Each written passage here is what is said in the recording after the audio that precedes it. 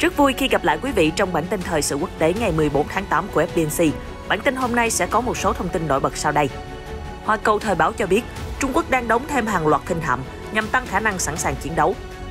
Trong khi đó, lý do gì khiến cho hàng trăm tàu cá Trung Quốc ồ ạt kéo xuống Biển Đông?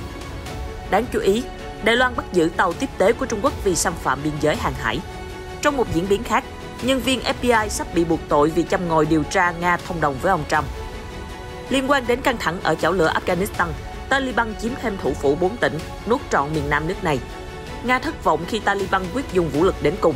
Ở một diễn biến khác, đụng độ giữa người biểu tình Thái Lan và cảnh sát. Tất cả sẽ có trong bản tin ngay sau đây của FBNC.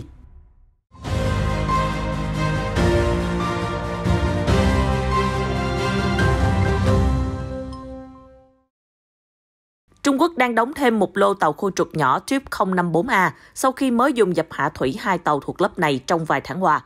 Theo Hoa Cầu Thời báo đưa tin hôm 12 tháng 8, đây là động thái nhằm nhanh chóng mở rộng lực lượng hạm đội hải quân trong bối cảnh cần phải tăng cường khả năng sẵn sàng chiến đấu.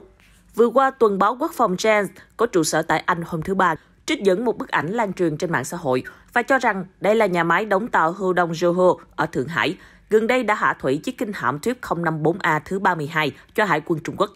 Trước đó, hãng tin Navy Recognition có trụ sở tại Bỉ hồi tháng 3 còn đưa tin rằng đất nước tỷ dân đã hạ thủy chiếc thứ 31 tại nhà máy đóng tàu Hoàng Phố ở Quảng Châu, miền nam nước này. Với lượng choán nước khoảng 4.000 tấn và có khả năng tiến hành các hoạt động đối không, chống hạm và chống tàu ngầm. Khinh hạm Type 054A là một tàu chiến có cân bằng tốt, có khả năng hoạt động cả ở ven biển và trên biển xa. Si Hong, tổng biên tập của tạp chí Shipborne Weapons, còn nói rằng Type 054A là một lựa chọn tốt để mở rộng lực lượng hải quân bởi có thể sản xuất hàng loạt với chi phí thấp. Ông Si còn lưu ý, vì thế mà Trung Quốc có thời gian để phát triển các tàu chiến tân tiến hơn.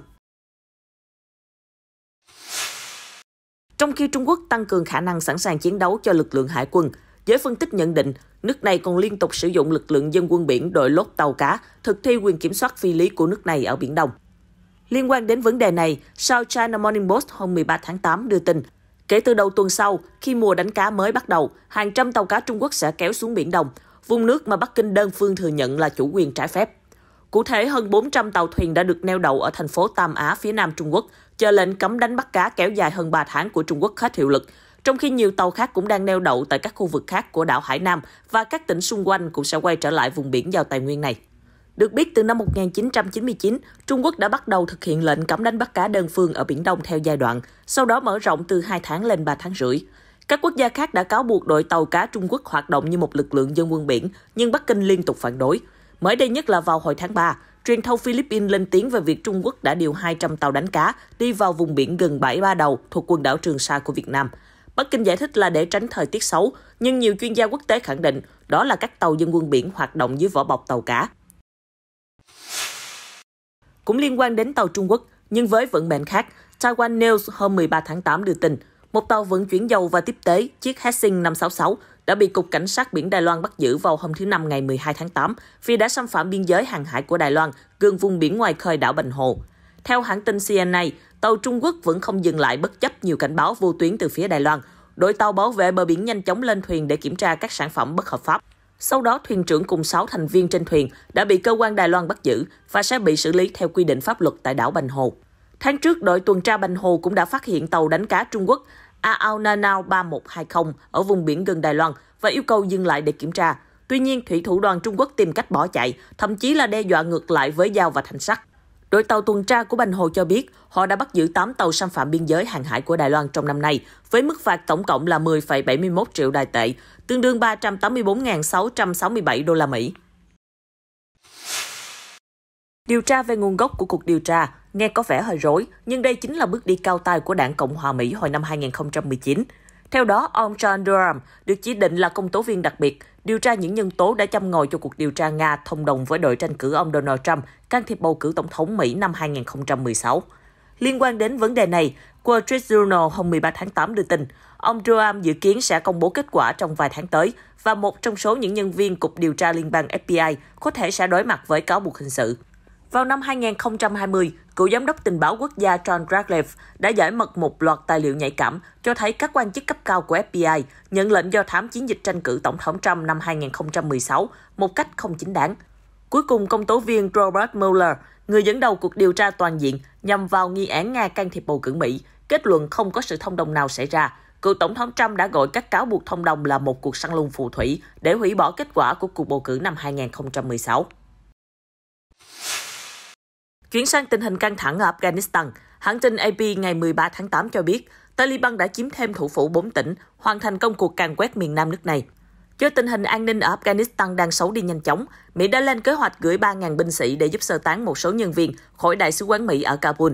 Ngoài ra, Anh thông báo khoảng 600 binh sĩ của họ sẽ được triển khai trong thời gian ngắn hạn để hỗ trợ các công dân Anh rời khỏi Afghanistan. Canada cũng đã gửi lực lượng đặc biệt để giúp sơ tán nhân viên đại sứ quán của mình tại đây. Phát biểu với báo giới ngày 13 tháng 8, Tổng thư ký Liên Hợp Quốc Antonio Guterres cho rằng đã tới lúc Taliban cần ngừng ngay các cuộc tấn công và bắt đầu đàm phán một cách nghiêm túc nhằm ngăn chặn một cuộc nội chiến lâu dài.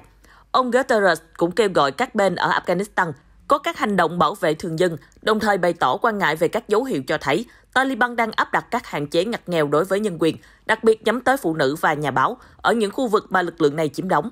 Tình hình ở Afghanistan đang xấu đi đáng kể từ tháng 4 sau khi Tổng thống Mỹ Joe Biden thông báo chấm dứt chiến dịch quân sự kéo dài suốt 2 thập kỷ.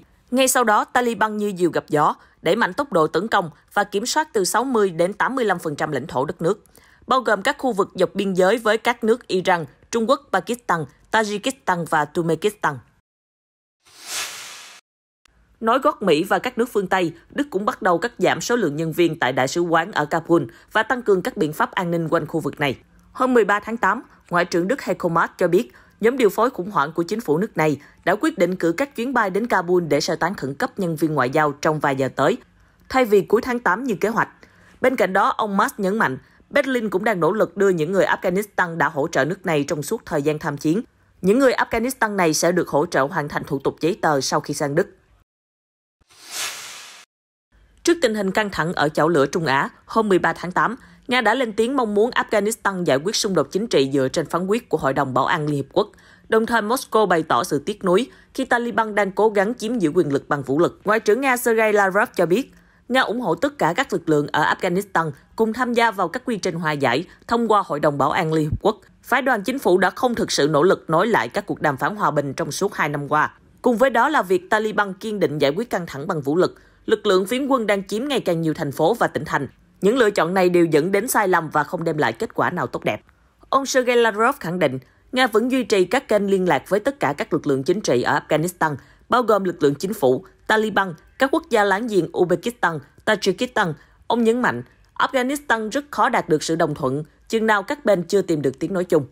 Ngoại trưởng Nga cho rằng, các hòa giải viên quốc tế đóng vai trò quan trọng trong bối cảnh căng thẳng hiện nay.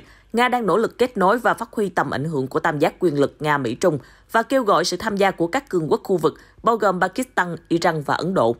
Vị ngoại trưởng cũng nhấn mạnh rằng, phiên họp khẩn cấp của Hội đồng Bảo an Liên Hợp Quốc mà Afghanistan đang mong muốn sẽ chỉ hữu ích nếu nó tạo đà khởi động cho các cuộc đàm phán nhằm làm dịu căng thẳng ở quốc gia Trung Á này.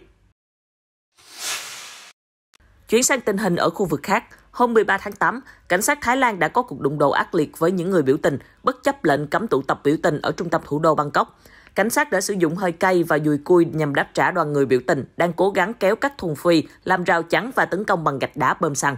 Các cuộc biểu tình ở thủ đô Bangkok diễn ra từ 3 ngày trước khi các nhà hoạt động của nhóm Thalufa do thanh niên lãnh đạo đã tuyên bố tuần hành vào dinh Thủ tướng Prayut Chan-o-cha để yêu cầu ông từ chức vì cách xử lý yếu kém trong cuộc chiến chống Covid-19. Hiện tại, Thái Lan đang là quốc gia có số người nhiễm cao thứ 3 ở khu vực Đông Nam Á, chỉ sau Indonesia và Myanmar, khi số ca nhiễm mỗi ngày luôn ở mức trên 20.000 ca. Các nhà chức trách cảnh báo bất kỳ hình thức biểu tình nào cũng sẽ vi phạm quy định về phòng chống Covid-19 và nói rằng họ đã bắt giữ 300 người liên quan đến cuộc biểu tình gần đây. Cảnh sát trưởng Bangkok, Pakapong Bombetra nói rằng, mục đích của cảnh sát là duy trì hòa bình và chúng tôi yêu cầu những người tham gia biểu tình giải tán trong trật tự để tránh làm phức tạp thêm tình hình. Thông tin vừa rồi cũng đã khép lại bản tin thời sự quốc tế hôm nay. Xin chào và hẹn gặp lại trong những chương trình tiếp theo phát sóng trên kênh FBNC.